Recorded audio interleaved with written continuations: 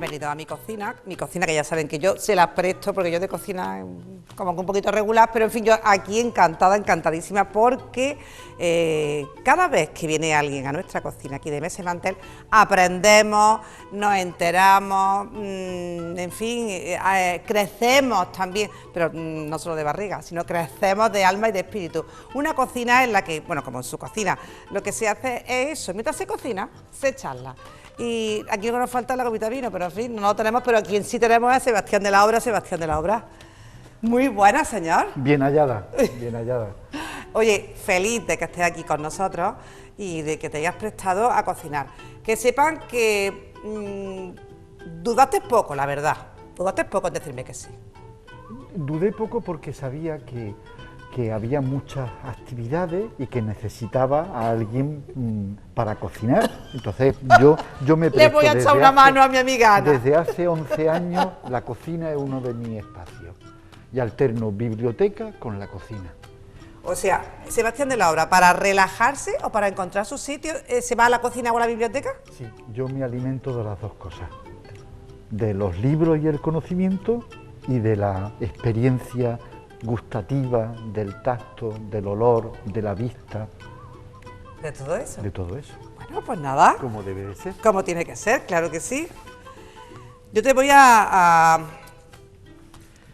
poner, bueno, te la pones tú solito. Venga, así ya que hay más cabeza que... Como tiene que ser también. Más cabeza que cuerda. Con todo el cariño, con todo el cariño. Como tiene que ser, como tiene que ser. Bueno, pues ahí tienes tu delantal. Y ahora lo que nos tienes que contar es qué plato, porque ya saben que Sebastián está al frente de la Casa Sefará aquí en Córdoba y, lógicamente, cuando yo comente, ahora mismo, te cuento un truco.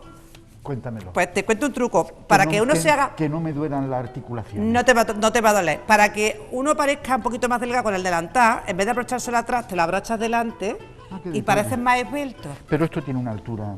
No se nos va a ver la barriga. Pues entonces te lo pongo aquí. ¿Está bien así, Sebastián? Perfecto, perfecto. Venga. Bueno, pues les decía que él está al frente de la Casa Sefará y justo comentando con un buen amigo. ¿Sabes quién viene a Mesa y Mantel? Sebastián de la Obra. Dice, hombre, te hará un plato sefardí porque no te va a hacer un plato francés. Digo, hombre, no. Él tiene que hacerme un plato que haga, bueno, pues honor y que haga una presentación de su vida, de lo que es él. Pero algún día podemos preparar una fondue que también me salen bien. Es decir, sea, no hay problema. O un risotto de la zona de Padova. O sea, que te vienes arriba tú y tú yo cocinas. Me vengo arriba, yo porque es dije que yo, es así. Por fin me invitan a un programa de cocina.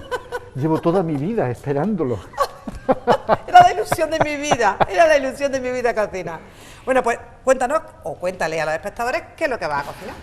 Vamos a hacer un plato que es el origen del famosísimo pisto manchego, o de la chanfaina de Mallorca, o de la fritada aragonesa. Es un plato de origen oriental, porque el producto fundamental es la berenjena, melanzane, que dicen los italianos, merenjena, que dicen los sefardíes, o alburnaya, ese es el término de origen de este plato que vamos a hacer. Se llama alboronía, en andaluz alboronía.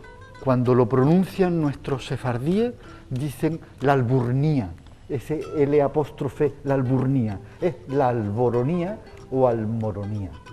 El origen del término es alburnaya, que en árabe es un guiso estrictamente de verdura fresca, de berenjena, de calabacín, de pimiento verde, de pimiento rojo, de calabaza cuando tienes calabaza, y después de la aparición del continente americano para nosotros, porque ya estaba allí antes que nosotros lo descubrimos, llega el tomate y se le introduce el tomate. Se incorpora.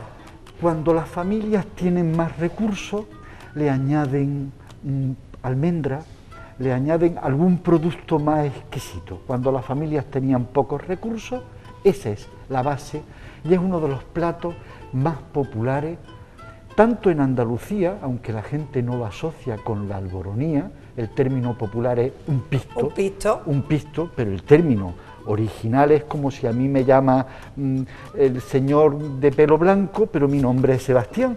Pues este plato se llama pisto para la gente, pero su nombre de pila es alboronía, bueno, que además suena muy bien. Yo tenía claro que íbamos a aprender y acabamos de empezar y que estamos aprendiendo. Alboronía. Ya, si queremos hablar bien y con propiedad, no decimos pisto, vamos a decir alboronía. La alboronía lleva las berenjenas cortadas en dados, esto es muy grande, pimiento rojo, pimiento verde, calabacín, porque a mí me gusta echarle calabacín, la incorporación de nuestra gente de América de los tomates, que los vamos a triturar, a pelar y a triturar, y aceite de oliva virgen. A ser posible extra. que sea bueno. Sí, si no, bueno. No.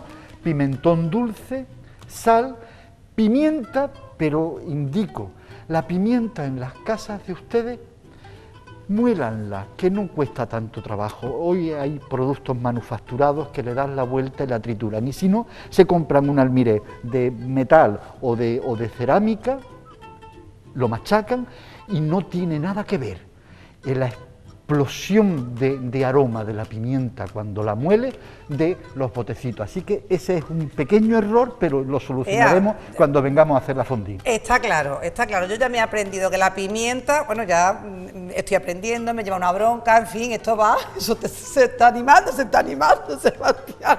Bueno, pues vamos a empezar entonces, Vamos a coger los cubiertos, el cuchillo, porque están aquí. Yo no sé si tú quieres que yo te eche una mano, si quieres que solamente te incordie, en fin, tú ya me dices, ese o este ya lo cojo yo si quieres. Vale. ¿Y están lavadas? Sí, están lavadas, señor. Venían lavadas y preparada. Esta cuchara la ponemos aquí. El aceite no hace falta que lo vayamos poniendo ya, ¿o sí? No. Yo lo pondría a fuego lento, que se vaya calentando. Perfecto, pues entonces lo vamos a poner. Tú me dices cuánto aceite es el que te hace falta. En mi casa, mi hijo pequeño y yo somos de mojar y echamos demasiado aceite. No hay que echar excesivamente. ¿Tú me dices? Sí, echa un poquito más, porque vamos a imaginarnos que estamos en mi casa. Perfecto. Este plato de mojar, ¿vale? Este plato a la alboronía se le echa, si queremos, un huevo frito. Se le puede echar lo que quiera, claro. Lo que quiera, se le puede echar trocitos de jamón y ya pierde el simbolismo, pero está muy rico. Le puedes echar huevos fritos o escalfados, le puedes echar lo que quiera, lo que quiera. Yo a la alboronía de mi casa le echo una cucharadita de azúcar. No se lo dije a ella porque eso rompe los esquemas, pero el azúcar quita si quieres tengo, la fortaleza que tiene la berenjena cuando va soltando todos sus líquidos. Y a la gente le gusta el contraste. También hay gente que le echa a la alboronía un poquito de comino. Nosotros no lo vamos a hacer con comino. Bueno, mientras tú cortas y yo soy capaz de mi guerra particular con la placa esta de las narices. Un consejo para ti y para quienes vengan a cocinar. Yo se lo comento a mi hijo, que le gusta ya aprender a cocinar, que decía Marguerite Yourcenar que a ella le gustaba la cocina, pero no tenía mucho tiempo, que es una de las coartadas que tiene todo el mundo, sean hombre o mujer, para no disfrutar de la cocina. Y decía que cocinar es como conquistar un imperio. Los 5 sentidos tienen que estar puestos en la cocina, en lo que está haciendo. Hoy yo no voy a conquistar ningún imperio porque Ana pretende hablar conmigo. Y yo cuando cocino no hablo con nadie. Podría hablar con Dios si eligiera cuál de ellos me gusta más, pero en cualquier caso, cuando se cocina, todos los sentidos tienen que estar puestos en lo que estás haciendo. Todo. Eso se podía aplicar a otras cosas de la vida, pero hoy no es un programa filosófico, es un programa de cocina. Como si estuviera conquistando un imperio. Bueno, pues así no lo vamos a tomar, como si estuviéramos conquistando un imperio, pero claro, mi labor es otra. Él está ahí entusiasmado con su cuchillo y cortando como tiene que cortar. Y mi labor es que la gente conozca un poco más a Sebastián de la Obra, porque en este caso conocemos al personaje público, conocemos, bueno, pues la función que hace aquí en Córdoba y en la casa Sefarad, que iba a decir tu casa, no, es la casa de todo el que vaya de buena voluntad, eso hay que recalcarlo. Y lo primero, Sebastián, ¿dónde naces tú? Yo nací hasta que no tuve 16 años, yo decía que era de Granada.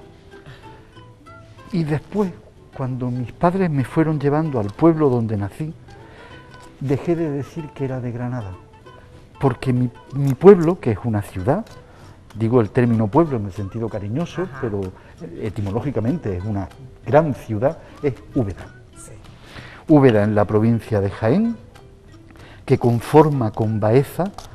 En el diccionario de la Real Academia Española, si ustedes buscan Úbeda, le aparece la sección de Úbeda es el mejor ejemplo urbanístico del Renacimiento español. ¿Qué quiere decir esa pedantería? Que es una ciudad sacada de la Toscana de Italia y colocada entre los olivares y el Guadalquivir en plena provincia de Jaén. Úbeda es una ciudad hermosísima. Yo a todo el mundo le digo que vaya. Fue una ciudad muy pija porque era una ciudad comercial con gente muy adinerada, gente que tenía muchas tierras y olivas y vino ameno. Y cuando la gente que tiene mucho y presume viene ameno, se convierten en gente taciturna, nostálgica, melancólica y deprimido. Y es una ciudad que ha pasado por una gran depresión. La pérdida de ese poder económico y poder clasista ha hecho de Úbeda una especie de pequeño fantasma entre los olivares que cuando tú llegas dices, tú no es posible, esto parece un trocito de Florencia o de San Gimignano o de palacios, capillas privadas, casas señoriales, edificios imponentes. Tiene una explicación y es que en Úbeda se instaló Carlos V, el único emperador que hemos tenido, Carlos V de Alemania y I de España, cuando manda construir el famosísimo Palacio de Carlos V, que está en la Alhambra, que como edificio renacentista es maravilloso, pero que es un pastiche metido en los palacios nazaríes. Cuando decide construirse ese palacio, porque todos los que tienen poder quieren dejar su huella, por no decir... Constancia. Sí, eso dicho políticamente correcto. Podríamos decirlo de otra manera, pero estamos en la cocina. Se instala en mi pueblo, en Úbeda, y toda la corte, todos los banqueros, todos los nobles, todos los que aspiran, se instalan con él. Claro. Y todos deciden, en un periodo relativamente corto de tiempo, hacerse su capilla privada, la mejor, su pequeño palacete, su casa señorial, una iglesia en homenaje a los difuntos de no... Y esa es la imponente huella, gracias a un personaje que era el secretario particular de Carlos V, que se llamaba Santiago de los Cobos. No, Francisco de los Cobos. Y este fue dejando. Francisco de los Cobos admiraba muchísimo al gran arquitecto Andrés de Vandelvira, y Andrés de Vandelvira encontró, como Calatrava ahora, sí, encontró a su mecena y fue construyendo la Catedral de Jaén, la Catedral de Granada, la Capilla del Salvador, el Palacio de... Aquí me aprovecho yo que tengo yo aquí. Claro. Andrés No de te preocupes, se lo Vandelvira recojo yo. era mucho mejor que Calatrava, con perdón, que todo hay que decirlo. Bueno, ya están viendo que aquí, no sé yo si voy a ser capaz de conseguir que Sebastián me cuente algo suyo, porque él se me va, voy a ver si soy capaz de retomarlo. Úbeda, hasta los 16 años, No. en Granada. No. A ver, ves, claro, tú ves. Úbeda, unos poquitos meses. Yo nací en la calle Valencia, la calle de los artesanos, de los ceramistas, de los alfareros. Mi abuelo materno, Sebastián, del cual yo llevo con mucha honra su nombre, le llamaban Sebastián el Hortelano, era un hombre con recursos económicos porque tenía varias huertas y varios puestos en el mercado de Úbeda. Ajá. Y presumía mi abuelo de ser el único agricultor ecológico de mi pueblo. Él no sabía lo que significaba ecológico. Un adelantado entonces de su época. Todos claro. los abonos eran naturales, vendía las patatas, los pimientos más caros que nadie, porque decía que sabían mucho mejor que el resto de los productos. Y yo nací en la calle Valencia, frente al taller de Tito. Hoy Tito es recordado, el patriarca, como el gran ceramista que coloca la cerámica vidriada de Úbeda, que tiene este color. Es un vidriado maravilloso y en todos los lugares del mundo ya hay una aceitera, una cántara, etcétera, de esa cerámica vidriada de tradición musulmana o de tradición andalusí, que ellos la mantuvieron. Y a los pocos meses a mi padre lo trasladan, mi padre era contable de una empresa constructora, y lo trasladan, pues viajamos mucho, a Marmolejo. Y me voy a vivir a Marmolejo. La famosa agua de Marmolejo. Efectivamente, yo he estado de agua en agua. De Marmolejo nos trasladan a Villa Arta, también con su agua. ¿Cierto? De Villa Arta nos trasladan a Motril, que no necesita agua porque tiene el mar. Sí. De Motril a Granada, que es donde yo descubro de dónde vengo. Pero hasta ese momento yo no era de Úbeda, yo era otra cosa. Y de Granada a Sevilla, y de Sevilla a Córdoba. Pero en esa transición, Sebastián... Yo crezco. Está creciendo, ¿y en qué ambiente crece Sebastián? Si estás rodeado de hermanos, si tienes un ambiente más de calle, porque tú sabes que en esa época, y te digo de hace 2 días, prácticamente se vivía en la calle, se jugaba en la calle, se conocía en la calle, se aprendía en la calle, se peleaba en la calle, todo era en la calle, sobre todo los niños estábamos todo el día en la calle. Eso es así, yo mi infancia la recuerdo con mucho agrado porque he disfrutado de la calle, del campo, me he disfrazado de romano, que era lo que más me gustaba, he disfrutado de un hermano que es mayor que yo, pero el puñetero parece más joven y no se lo perdono, no se lo perdono. Él es muy deportista, anda mucho, se conserva muy bien, pero lo he disfrutado a pesar de ser mayor. Y mi hermana no nace hasta mucho tiempo después en Motril, yo le llevo 9 años a mi hermana. Sí. O sea que yo mi infancia la he disfrutado en la calle, en Villa Arta, que es muy pequeñita, en Marmolejo, que es un poco más grande,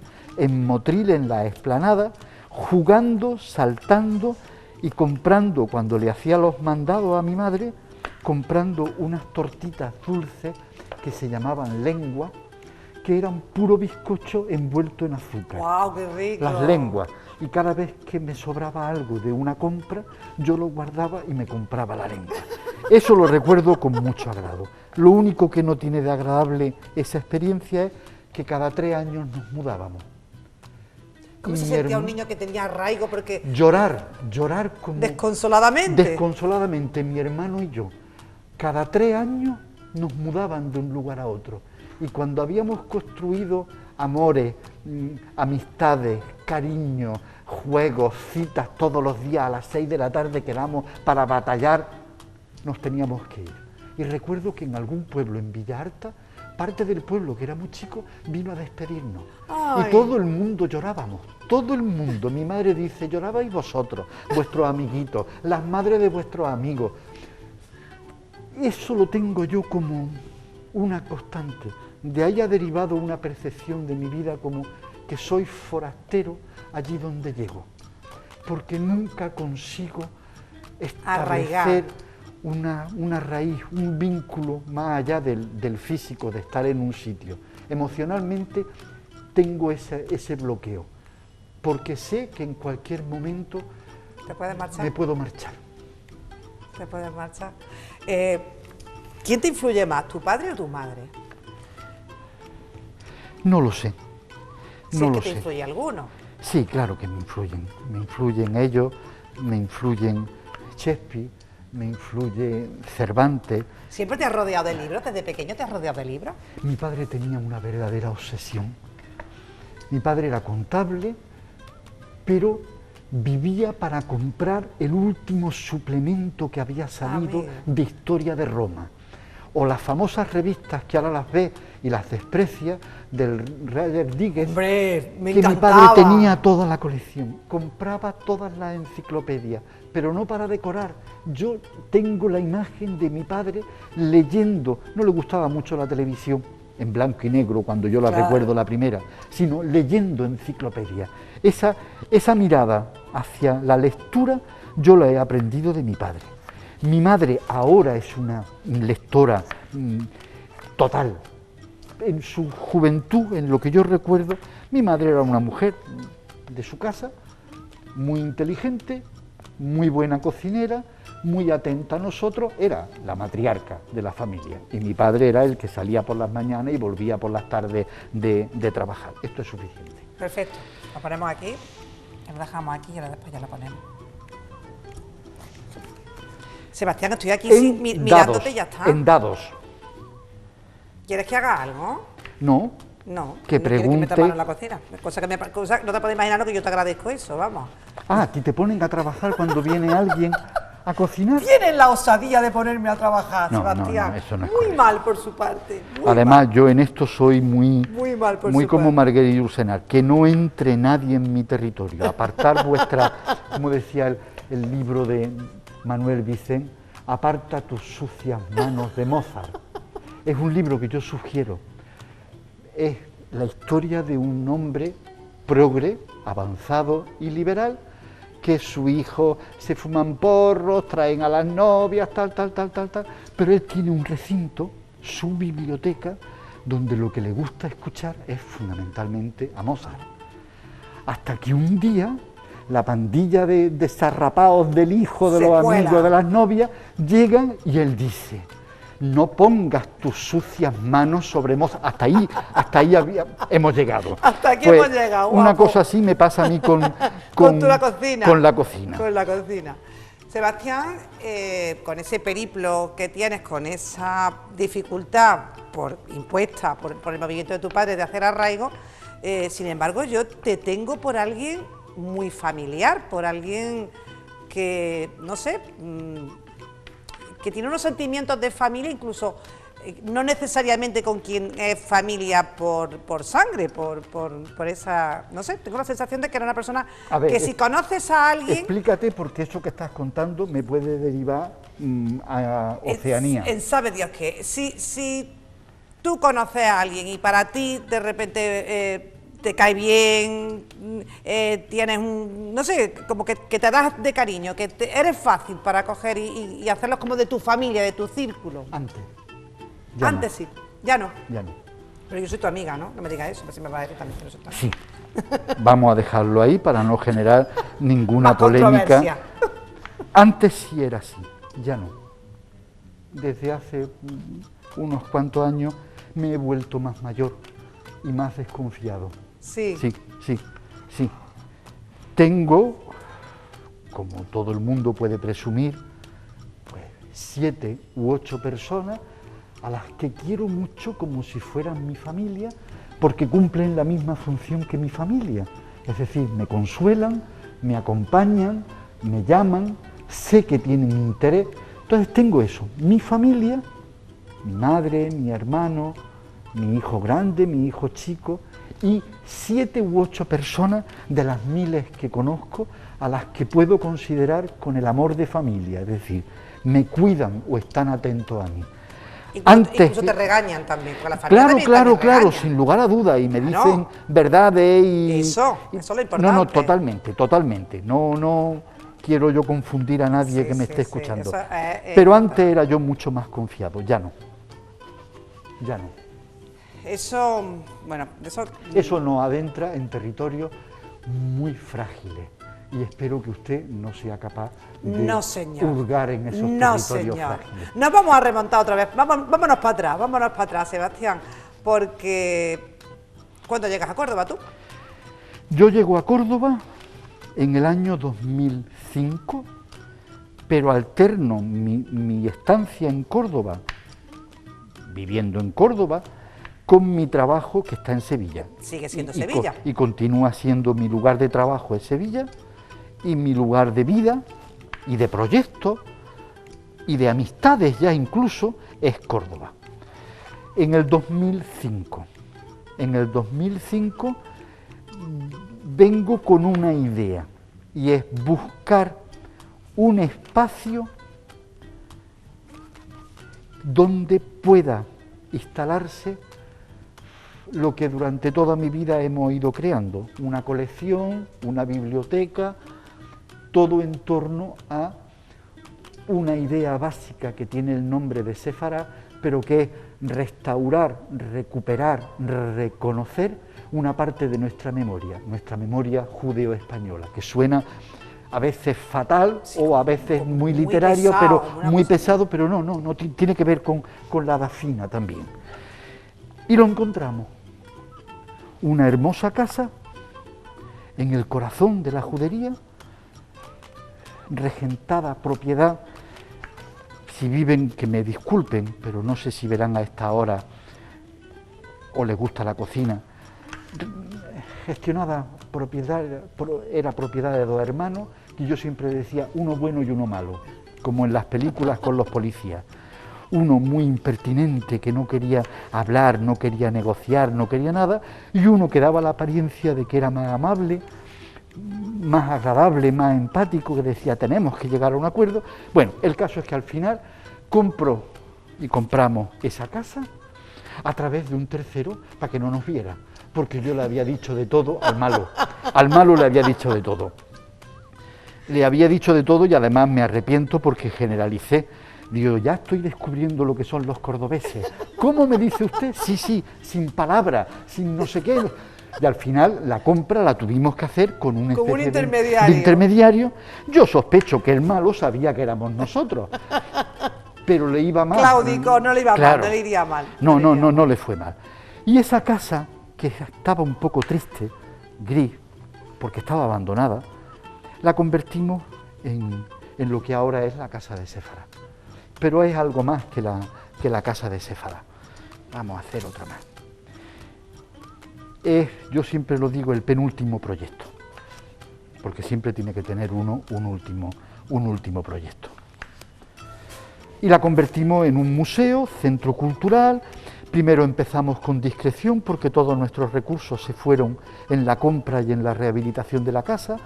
Habilitamos solo la parte de abajo, con un diseño museográfico, yo ya he aprendido mucho, muy castizo por natural, pero muy poco moderno.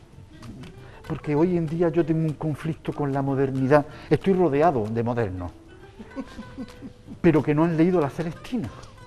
Y entonces digo yo, ¿cómo se puede ser moderno y no haber leído la Celestina? O son megamodernos y no han leído la Lozana andaluza. Y yo, ¿cómo puedes llamarte moderno y no has leído la Lozana? Pero sí han visto la escalera de caracol de Yoko Ono, que no va a ningún sitio. Y dices tú, aquí ocurre algo. Aquí pasa algo, hay algo que como que no, de la misma línea. Entonces reconozco que el diseño museográfico con el que en el 2006 abrimos el museo, a los modernos les resultaría, qué vitrinas de madera más vulgares. Y además los objetos no están singularizados, con una perspectiva de la mirada. Ya he aprendido, ya todos los objetos están singularizados, tienen unos tejuelos modernísimos que no se leen porque la tipografía que han usado mis diseñadores modernos no permite ver lo que está. Y montamos, y poco a poco, primero fue la planta baja, después fue la primera planta, una sala y otra. Ahora mismo la casa está no terminada, las casas nunca están terminadas. No termina de crecer. La casa está en su mejor momento y es después de una tragedia como la pandemia, volvemos a empezar. Y a mí me hace mucha ilusión volver a empezar. No hemos parado de hacer cosas en la pandemia. Sí, no hemos parado. Tú eres testiga. Sí, sin duda es una casa viva, a pesar de todo este tiempo malo. Pues en ese tiempo llegué yo a Córdoba y me encontré con mucha gente que algunos de ellos ya no están, no porque hayan fallecido, Dios nos libre, sino porque han desaparecido. Porque en la vida también descubre cuándo está la gente y cuándo no. Cuándo tienes interés y cuándo solo tienes utilidad. y yo ya he sabido distinguir muy bien. Qué bueno eso. Sí, sí. Interés porque te atraigo, porque mi conversación, mi presencia, mi compañía, a ti te viene bien, te gusta, te sientes a gusto, puedes charlar. La utilidad es otra cosa. El provecho, ¿no? Claro, claro, el utilitarismo no es otra cosa que ¿me viene bien o no? Pues si me es útil, perfecto. Y cuando dejas de ser útil por cualquier motivo, porque tienes menos recursos económicos, porque tus recursos naturales estás mayor o estás enfermo, porque has dejado de tener interés, porque no tienes protagonismo público, y desaparecieron, como las mariposas cuando ven que hay un depredador que va a llegar, desaparecen. Pues así desaparecieron esas mariposas. Bueno. Pero vinieron. Buen viaje. Vinieron. Buen viaje. Vinieron abejas que son mucho más productivas. ¿Qué es Sebastián? ¿Qué estudió Sebastián? Yo estudié la licenciatura en Filosofía y Letras en la especialidad de Historia Contemporánea. Pero a mí, lo que me gustaba, yo se lo digo a mi hijo, por eso él está haciendo lo que le gusta, el pequeño. A mí lo que me gustaba era la literatura y la historia medieval. Pero en la facultad en Granada, en ese momento, el departamento de Contemporánea tenía mucho auge, lo que se llama ahora muchas líneas de investigación, y dije yo, pues por aquí podéis, nunca ejercí, pero me licencié en Historia Contemporánea y en la Universidad de Granada. Y en Sevilla, esto de estar cocinando y hablando es una contradicción con lo que yo le he comentado antes, de hay que tener los 5 sentidos puestos en lo que hace. Yo tengo ahora mismo los 5 sentidos puestos en la comida y 2 sentidos más, uno de resistencia y otro de control. Uno de alerta, más que de resistencia diría yo que de alerta. Y después en Sevilla hice los cursos del doctorado en Ciencias de la Comunicación. Esos son mis estudios académicos como tales. Pero nunca he ejercido la enseñanza, me gusta, pero nunca la he ejercido. Me presenté muy jovencito a una oposición muy difícil y complicada y con muchos novios, que era la dirección de la biblioteca, el archivo y el centro de documentación del Parlamento de Andalucía. Y ahí seguimos. Y ahí sigo, y saqué la plaza. La plaza estaba destinada a otra persona, que apareció en la oposición hasta el tercer ejercicio. Tuvimos 5 pruebas y en el tercer ejercicio abandonó. Era un señor mayor con un gran prestigio en Sevilla, director de la biblioteca de la universidad, de la Facultad de Derecho, con muchos padrinos. Ya falleció el hombre y era un buen hombre, y que él creía que era su jubilación. Y yo llegué con la madre de mi hijo, embarazada del primero, con una maletita con mi currículum, porque yo tenía 20 y tantos años y el currículum era escaso, pero con la cabeza repleta. Yo me aprendía los títulos en alemán, no sé alemán, pero tuve la desfachatez de en la prueba de temas decir de memoria, pum, pum, pum, pum, pum, pum, títulos y autores en alemán. Quedé divinamente y después con el tiempo he reconocido que fue una puesta en escena, pero una oposición es también una puesta en escena. Sin duda. Y le saqué la plaza, y me acuerdo que en la puerta del Parlamento el hombre me dijo, usted sabe que esta plaza es para mí, no porque hubiera nada extraño, sino porque él lo tenía muy claro, 59 años, 20 y tantos años, y yo le dije, entre su jubilación y mi futuro está claro. A por todas. A por todas, a por todas. Y la saqué, y ahí estuve trabajando. Creamos una biblioteca maravillosa que los diputados no consultan, pero el problema no es que los diputados no consulten, que pueden no consultar porque en sus casas tengan biblioteca. El problema es que no teniendo biblioteca en sus casas, no consultan y cometen muchos errores. Y eso es un problema, es mi mayor frustración. No tengo una buena clientela, si hablamos en términos de mercado. Mi clientela son estudiantes, gente que hace tesis doctorales, asociaciones de vecinos, asociaciones culturales, grupos jóvenes, ecologistas, que saben que en el Parlamento hay un fondo de revistas, de libros, de documentos, de bases de datos, que es un tesoro y que no es utilizado por los que deberían de utilizarlo. esa ha sido mi experiencia en el Parlamento, de la que me voy a despedir pronto, porque tengo ganas de asentarme en Córdoba, de no levantarme a las 5:30 de la mañana para coger el tren a las 6:30 y llegar a Sevilla. Y estoy contando los días, como decía Borges, cuento los días como las sílabas, pues yo ya he acabado el abecedario. ¿Te jubilas entonces, Sebastián? Me quiero jubilar anticipadamente. Anticipadamente. Pero bueno, yo ya he cotizado 44 años. Que digo yo que ya está bien. Si alguien no sabe hacer el cálculo de cuántos trienios son, bueno, pues he cotizado 44 años. Desde los 17 años estoy cotizando. Que no es poco. No es poco. Que no es poco. Mientras Vamos a ver. te vas formando, porque me imagino que... ¿Lo pongo más alto el fuego? Un poquito más. Si es que le había dejado bajito para que no nos saliera ardiendo, ¿vale? Tú vas viviendo mientras, Sebastián, porque trabajando, preparándote... Sí. Tú vas viviendo. Sin lugar a dudas. Y voy viajando, que es, después de leer, lo que más me gusta. Bueno. ¿Viajas mucho? He viajado mucho. Ahora me da la sensación de que llevo 25 años sin viajar, porque en este año y varios meses no me he movido de Córdoba, nada más que para ir a trabajar a Sevilla, y tengo la sensación de que me he perdido la mitad del planeta. Pero sí, he viajado mucho. Sebastián, cuando tú... Necesito... ¿Qué quieres? Para mover eso. ¿Este? Esa inquietud por el mundo sefardí, eso, ¿por qué? Porque, claro, resulta como poco curioso. Resulta curioso porque no parece moderno. Porque si mi interés fueran en los esquimales, sería dirías, la caña. qué cosa más original. ¿O no? O si fuera en los Rapanui de la isla de Pascua y dijera, no te preguntarías por qué en Córdoba hay alguien interesado en los Rapanui, sino dijera, tenemos un personaje en Córdoba espectacular, que además ha estudiado los huevos de Pascua, las cabezas de Pascua, y se lo sabe así. Esto es, pues no, me he dedicado a investigar sobre una tradición cultural y un patrimonio cultural único en la península ibérica, que es la diversidad. Y dentro de esa diversidad de lo que somos, me ha interesado siempre el mundo judío por otra cosa.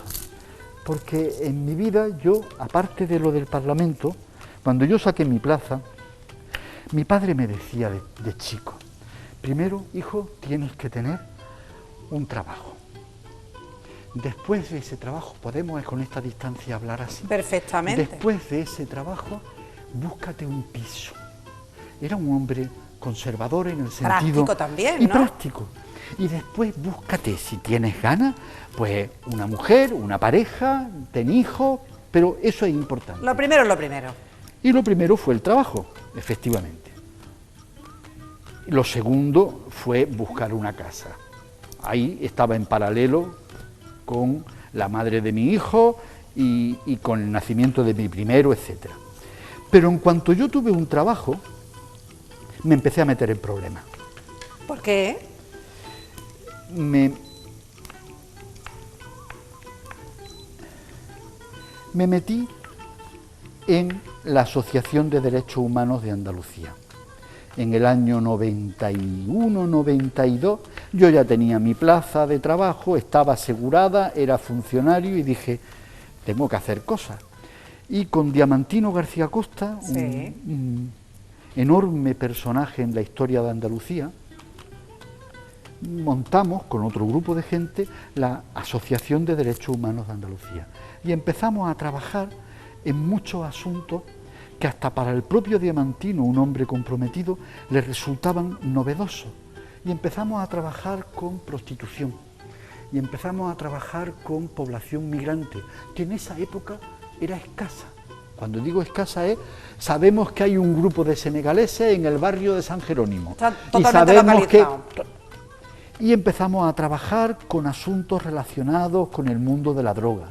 Ahí conocí, después me hice muy amigo suyo, a Pepe Chamizo, que trabajaba con las madres en el campo de Gibraltar, etc. Y ahí empezó una etapa en mi vida fundamental, porque ha marcado una parte de lo que soy, ha traído complicaciones, pero me fui comprometiendo y comprometiendo cada vez más. Cuando yo me especializo en el mundo de la inmigración, en el ámbito jurídico, en los problemas de integración, en qué hace esta gente que no sabe español, que saben árabe, o que son musulmanes, o que son pakistaníes, o que son indígenas peruanos, que hablan español y son católicos, pero se les nota mucho el origen. Empiezo a descubrir las dificultades para quien no es como tú, ni está en la misma posición social, política, jurídica, económica o cultural, cómo se integran. Y empiezo a descubrir algo que no me habían enseñado en la facultad, que es que la gente nos hemos movido de un lugar a otro desde que existe la humanidad. Es decir, cuando la gente se sorprende de los denominados movimientos migratorios, y dices tú, pero mire usted, que esto está desde antes de los dinosaurios, desde antes de Parque Jurásico, ya estaba la gente moviéndose. Ya se movía la gente. Hay una historia. Yo si quieres puedo mover eso. Si me equivoco en el dato, pero en la década de los 70 se descubre los restos de una mujer a los que se le consideran el resto homínido más antiguo de la historia de la humanidad. Esta mujer se le puso nombre a los huesos. Estamos aquí figurándonos, visualizando que a un grupo de huesos se le llamó Lucy. Lucy es el resto humanoide más antiguo de la historia y se descubre en lo que ahora sería el límite entre Sudán, el norte de Sudán y el sur de Egipto, donde nace más o menos el Nilo. Esta mujer se descubre cuando le hacen pruebas, toda la tecnología se pone en marcha y se sigue usando, está en Boston sus restos, y se descubre que esta mujer muere buscando agua, es decir, un proceso migratorio que le lleva cientos de kilómetros del Sudán en busca de agua y fallece. Esa es la historia de la humanidad. Llevamos miles de años moviéndonos de un lugar a otro por agua, por comida, por amor, porque somos perseguidos, por creencia, por aventura, por conocimiento. La razón es lo de menos, lo fundamental es que nos movemos, que la gente dice, tenemos raíces, tenemos piernas, ¿qué raíces? Si yo los miro a ustedes, lo que tenemos son piernas que nos sirven para movernos, y tenemos memoria. Esos dos elementos muestran, si la memoria falla, tenemos un problema, y es, esto no lo había visto nunca antes. Y mi madre, muy prudente, la más prudente de mi familia, exquisita en el trato para no dañar ni con una sílaba, decía, hijo, yo en mi familia he tenido emigrantes por todos sitios. Los más jóvenes, que eran los que menos se comprometieron con las huertas del abuelo y querían vida, han emigrado a Suiza, han emigrado a Alemania, y nos daba vergüenza decirlo, porque una familia que tenía a alguien que emigraba es que no estaba ya en las condiciones. ¿Sí? Nuestra memoria es tan rica, como no se habla con los abuelos, ese es el problema. Ese es el problema. Los abuelos. El problema. No hablamos con los abuelos. Las personas mayores. No hablamos con ellos. Nos podían contar tantas cosas, tantas cosas. Bueno, Sebastián, ya estáis viendo que de él habla poco, es una persona muy inteligente, y entonces el que conduce este programa es él, evidentemente. Y pues si quieres te pongo a hacer el Alboronía ahora mismo. Cambiamos los papeles, guapa. Sebastián. Soy consciente de que no tengo los 5 sentidos en esto, sí, por nada, tu culpa, nada. por tu culpa. No, es una excusa fantástica y estupenda para no hablar de lo que tú no quieres. Entonces me parece muy bien lo que estás haciendo. Decía yo que mientras todo eso, Sebastián vive. Sebastián vive. Sebastián vive y se implica y tiene vida familiar propia y viaja y todo eso. ¿Qué es lo que más te ha gustado de toda esa vida que tú has tenido y que ahora a lo mejor la miras con un poco más de distancia? Me ha gustado mi experiencia última de los 11 años últimos.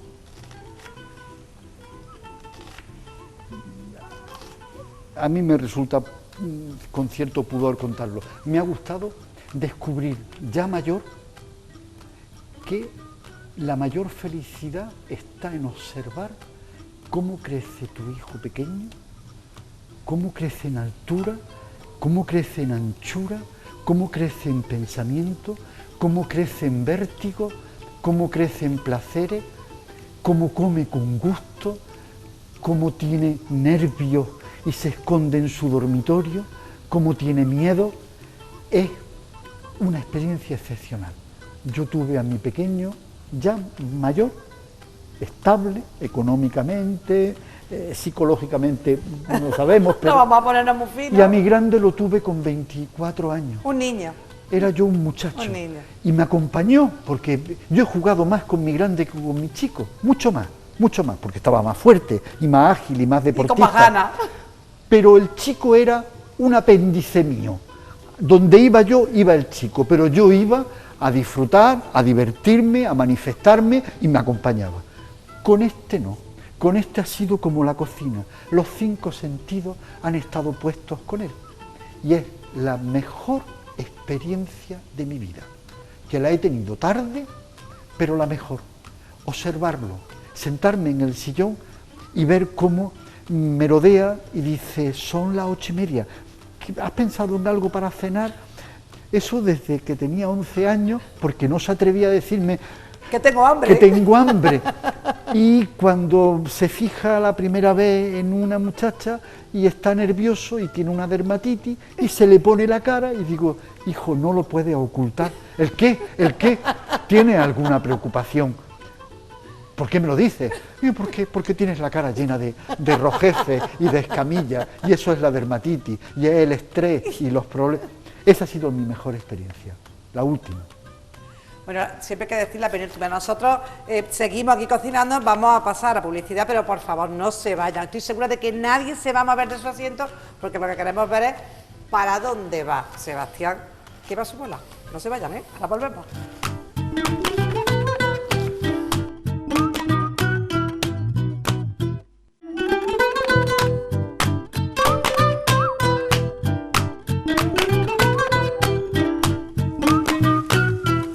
Bueno, pues estamos de vuelta y ¿saben qué ha pasado? Bueno, de las pocas veces que nos puede pasar una cosa aquí, que yo creo que es la primera, y es que nos hemos enrollado y nos han dicho los compañeros, niña, que os estáis yendo de hora. Que no hemos conquistado ningún imperio. Ningún imperio, desde luego, ni pensábamos tampoco, ni pensábamos. Bueno, Sebastián, explica un poco qué es lo que hemos hecho, porque hemos acelerado un poquito. Lleva. Al final lo hemos hecho de la manera más antigua, sin tomate, porque todavía no hemos llegado al continente americano. Lleva ajo, lleva cebolla, lleva pimiento rojo, lleva pimiento verde, lleva calabacín y por último la berenjena. Bueno, pues después... Ahora se supone que en 5 minutos tenemos que empezar a echarle los condimentos, que depende de quien le guste más o menos. Yo le suelo echar comino, aparte de la sal, la pimienta, el pimentón dulce. Vamos a echarle pimienta molida. Pero recuerden ustedes que la pimienta hay que machacarla, los granos, en un buen almirez. Así. Porque esto no tiene olor. La pimienta hay que explotarla para que el aroma salga. Eso es verdad, eso es cierto. Y ahora vamos a echarle un poquito de pimentón dulce. ¿Quieres una cucharita? Por lo mejor tengo, no, ya utilizamos. Mi madre hacía así. ¿Sigue cocinando tu madre? No. Ya no. No cocina, tiene una artritis degenerativa y las manos, la pobre, le cuesta mucho trabajo. Pero tiene muy bien la vista y por lo tanto está pendiente de lo que está haciendo uno, de lo que hago y corrigiendo siempre. Bueno, una madre. Es una madre. Es una madre. Pero no sacó plaza de oposición. Es decir, corrige como un tribunal de oposición, totalmente. Sebastián, ¿qué le pide a la vida? Si es que le pides algo. al menos no ver sufrir a la gente que quiero. Para mí sería un verdadero privilegio y un tesoro, porque no hay nada peor incluso que sufrir uno o que sentir dolor o cualquier cosa de esa, es ver a alguien que quiere. Pero ya no hablo del concepto político, ideológico, de sufrir porque lo que le ocurre a no sé quién en México. No, estoy hablando de no ver sufrir a la gente que quiere. Eso sería para mí el mayor regalo de la vida. Por lo demás, ser consciente de que soy un privilegiado. Yo me puedo duchar 2 veces al día con agua caliente y eso es un lujo. Así es. Es un lujo. Para los modernos no lo será, pero para mí, que he visto muchas cosas en mi vida, poder ducharte con agua caliente es uno de los lujos impensables en los últimos 5.000 años de historia de la humanidad. Parece mentira que ese detalle o del de dejar correr el agua, que alguna vez lo he hecho por el placer de decir qué suerte tenemos, qué suerte tenemos. Ya lo creo. ¿Sí? Ya lo creo que sí. Y cuando Sebastián de la Obra se jubile, ¿qué va a hacer con su vida? Están ya aterrados, parte de mis conocidos están aterrados. Pues trabajar. Quieto no, por supuesto. Trabajar.